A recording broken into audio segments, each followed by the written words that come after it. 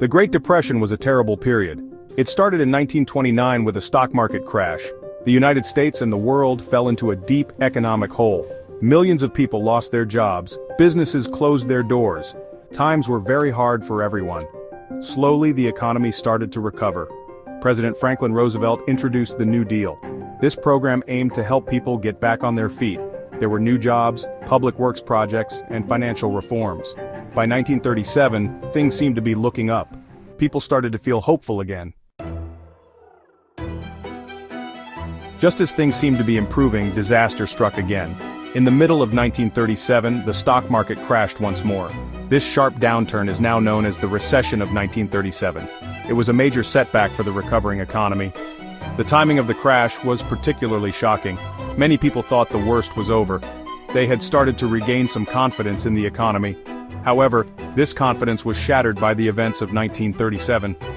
The crash showed that the recovery from the Great Depression was still fragile. One major cause of the 1937 crash was a change in government policy. During this period, the government, which had been actively involved in stimulating the economy, decided to take a step back. This decision was influenced by a belief that the economy had recovered sufficiently from the Great Depression and could now sustain itself without heavy government intervention. Specifically, the government decided to cut spending and reduce its role in the economy. This policy shift was seen as a way to balance the budget and reduce national debt, which had ballooned due to extensive public works and relief programs. The idea was to restore fiscal responsibility and encourage private sector growth. This move was based on the idea that the economy could now stand on its own. There was a sense of optimism among policymakers and the public that the worst was over. Many believed that businesses and consumers would continue to drive economic growth without the need for government support. However, the spending cuts came too soon. The economy, still fragile from the Great Depression, was not yet ready to handle such a significant reduction in government support. Factories began to slow down production as demand for goods decreased. The economy was not yet strong enough to support itself. Businesses, which had been relying on government contracts and consumer spending fueled by public works programs, found themselves struggling to stay afloat. Many storefronts became empty as companies went out of business. As a result, the cuts led to a decrease in demand for goods and services. With less money in the economy, consumers were unable to spend as much, leading to a drop in sales for businesses. This decline in consumer spending had a ripple effect throughout the economy. Businesses lost customers and were forced to lay off workers. The layoffs, in turn, meant that even fewer people had money to spend, exacerbating the economic downturn. Unemployment lines grew longer as more and more workers found themselves without jobs.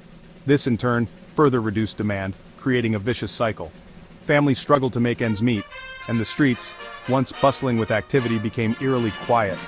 The premature spending cuts had inadvertently plunged the economy back into a state of depression, highlighting the delicate balance needed in economic policy. In addition to spending cuts, the government also tightened monetary policy. This meant that it became harder for businesses and individuals to borrow money. The Federal Reserve, which controls the money supply, increased reserve requirements for banks. This limited the amount of money banks could lend out. The tightening of monetary policy was done with good intentions. The government was worried about inflation and wanted to prevent the economy from overheating. However, the result was that businesses had less access to capital, which slowed down investment and economic growth. Section 5. The downturn's heavy toll. The combined effect of government spending cuts and monetary tightening was devastating. The economy went into a tailspin. Unemployment, which had been falling, shot back up. Industrial production plummeted. Businesses failed. People lost their homes. The human cost of the 1937 crash was immense. Millions of Americans faced renewed hardship and uncertainty. The fragile recovery from the Great Depression was derailed, and the country was plunged back into economic turmoil. Section 6. Echoes of the past. Similarities to the Great Depression. The 1937 crash had eerie similarities to the Great Depression. Both events were characterized by sharp market declines, widespread unemployment, and a loss of confidence in the economy. This led some to believe that the country was entering another prolonged period of economic hardship. The similarities between the two events highlighted the importance of government intervention in times of economic crisis. The 1937 crash served as a stark reminder that premature withdrawal of government support could have disastrous consequences. Section 7. A turning point, policy shifts and recovery. The 1937 crash proved to be a turning point in government policy. The economic downturn was severe, and it became clear that the existing strategies were not sufficient to address the crisis. The government had initially implemented spending cuts and monetary tightening in an attempt to stabilize the economy, but these measures only exacerbated the situation. Recognizing the severity of the downturn, the government reversed course on spending cuts and monetary tightening. This marked a significant shift in policy, as the government began to understand the importance of proactive intervention in the economy. The new approach was aimed at stimulating economic activity and providing relief to those who were most affected by the crisis. In 1938, it launched a new wave of spending programs aimed at stimulating the economy. These programs were designed to create jobs and boost economic activity through large-scale public works projects. The government invested heavily in infrastructure, building roads, bridges, and other critical facilities that would support long-term economic growth. These programs focused on infrastructure projects, job creation, and providing relief to those in need. The New Deal construction projects, for example, not only provided immediate employment opportunities but also laid the foundation for future economic development. The emphasis was on creating a sustainable recovery that would benefit the entire nation. The government also implemented various relief programs to support those who were struggling the most. Soup kitchens and other aid programs were established to provide food and basic necessities to the unemployed and their families. These efforts were crucial in alleviating the immediate hardships faced by many Americans during this difficult period. The government also eased monetary policy, making it easier for businesses to access credit.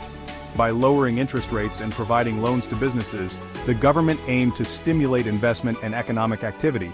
This was a critical component of the recovery strategy, as it helped to restore confidence in the financial system and encourage businesses to expand and hire more workers. These measures helped to gradually reverse the downturn and put the economy back on a path to recovery. The combination of increased government spending, relief programs, and eased monetary policy created a more favorable environment for economic growth. As a result, markets began to recover, businesses started to thrive again, and workers returned to their jobs, marking the beginning of a new era of economic stability and prosperity. Section 8. Lasting lessons.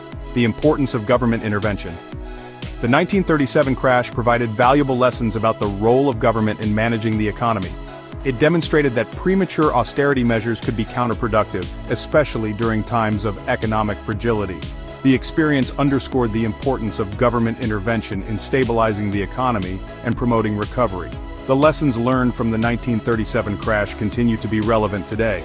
They serve as a reminder that economic policy decisions can have far-reaching consequences and that a balanced approach is crucial for sustained economic growth and stability.